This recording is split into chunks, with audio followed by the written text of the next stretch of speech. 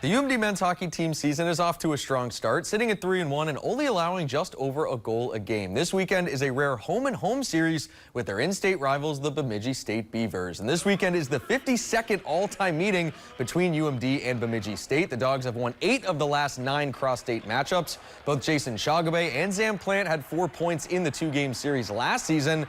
This is the men's team's 3rd straight non-conference series to open the year, and a team like the Beavers, who play hard and in your face, presents another unique challenge for Scott Sandelin and the Bulldogs.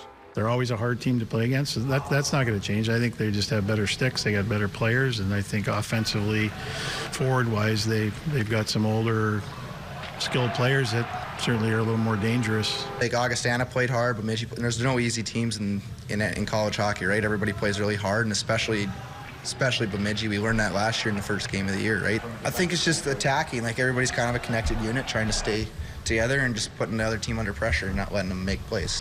The Dogs hit the road Friday night in Bemidji before returning to Amsoil Arena Saturday night at 6 p.m.